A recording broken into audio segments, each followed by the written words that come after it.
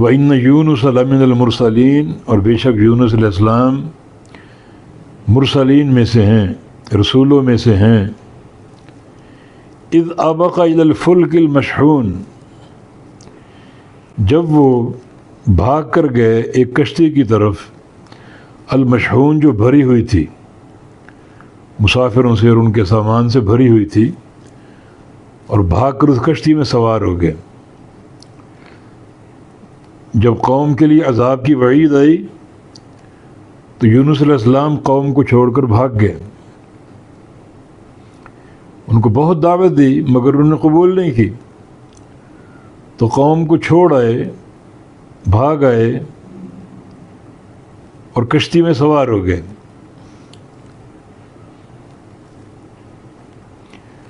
فرمایا کہ فَسَاهَمَ فَكَانَ مِنَ الْمُدْحَضِينَ۔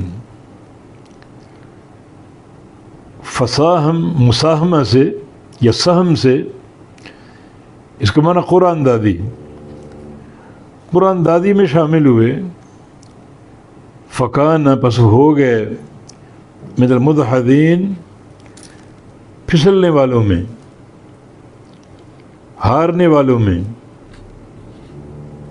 قصہ یہ ہے کہ یونس علیہ السلام جب کشتی پر سوار ہو گئے، وہ لدی ہوئی تھی مسافروں سے اور ان کے سامان سے۔ کشتی کا سفر سمندر میں شروع ہوا، اور جیسے ایک بھنور میں پھنس جاتی ہے یا چلنے سے انکار کر دیتی ہے، کشتی آگے بڑھ نہیں رہی، تو طے ہوا کہ چونکہ کشتی بھری ہوئی ہے، سب یہاں ڈوب سکتے ہیں، تو ایسے موقع پر پہلے جو سامان ہوتا ہے کشتی میں اس کو پھینکتے ہیں تاکہ کشتی ہلکی ہو جائے اور چل پڑے۔ سامان پھینک دیا گیا، پھر بھی بڑا وزن موجود تھا اور کشتی چل نہیں پا رہی۔ پھر یہ طے ہوتا ہے کہ کچھ لوگ انہیں سمندر کی نظر کر دیا جائے تاکہ سارے مسافر نہ ڈوب جائیں، اگر کچھ ڈوبے ہیں تو کچھ بچ بھی جائیں، اور کشتی اگر ڈوبتی ہے سارے ڈوب جائیں گے، تو کچھ لوگوں کو کشتی سے اٹھا کر باہر سمندر میں پھینک دیا جائے۔ پھینکنے کے لیے قرآن دادی کا نظام ہوتا تھا، قرآن دادی کی جائے، تو قرآن دادی میں جس جس کا نام نکلے اسے سمندر کی نظر کر دیا جائے۔ جب قرآن دادی کی گئی تو کچھ بندوں کے نام نکلے، ان میں یونس علیہ السلام کا نام بھی تھا، یونس علیہ السلام کا نام بھی تھا۔ تو یونس علیہ السلام سمیت ان لوگوں کو سمندر کی نظر کر دیا گیا، پھینک دیا گیا۔ تو اسی قصے کا ذکر ہے، فساہم فکان من المدحضین، پس وہ قرآن دازی میں شریک ہوئے، داخل ہوئے، اور قرآن دادی کے نتیجے میں وہ ہو گئے پچھلے ہوئے لوگوں میں، ہارے ہوئے لوگوں میں، ناکام لوگوں میں۔ ہارنے سے مراد جن کا نام قرآن میں نکلا اور اب ان کو سمندر میں پھینکا جانا تھا حسب نظام اور حسب قاعدہ۔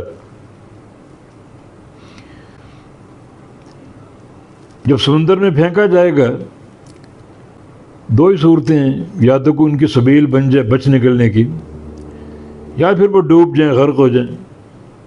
تو کم از کم سارے لوگ تو نہیں ڈوبیں گے نا، بہت سے لوگ بچ جائیں گے اس اقدام سے۔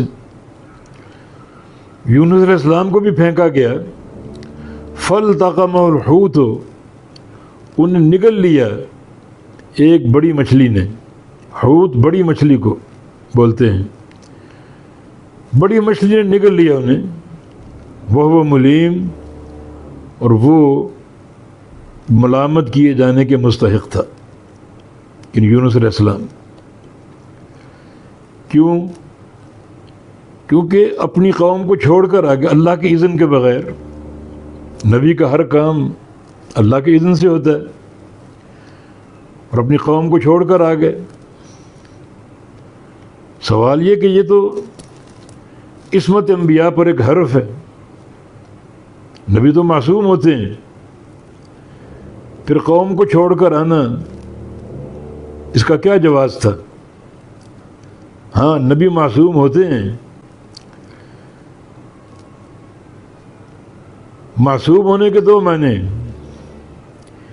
ایک یہ کہ اللہ تعالیٰ نبی سے غلطی ہونے نہیں دیتا، اور دوسرا معنی یہ کہ اگر غلطی سرزد ہو جائے تو وہ غلطی برقرار نہیں رہتی، اللہ اس کی اصلاح کر دیتا ہے۔ یہ بھی معصومیت کے معنی میں داخل، عصمت کے معنی میں داخل، غلطی ہونے نہیں دیتا، ہو جائے تو اللہ تنبیہ کر کے غلطی کی اصلاح کر دیتا ہے۔ یونس علیہ السلام قوم کو چھوڑ کر آ گئے، اور اللہ رب العزت نے ان کی اصلاح کی،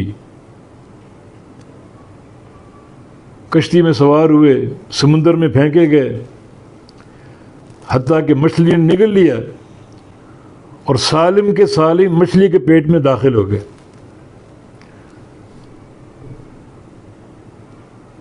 کتنا رہے اس کا ذکر نہ قرآن میں نہ حدیث میں، اتنا ذکر ہے کہ جب مچھلی سے باہر نکلے تو انتہائی کمزور ہو چکے تھے، یہ چمڑا جو ہے یہ بڑا نرم پڑ چکا تھا،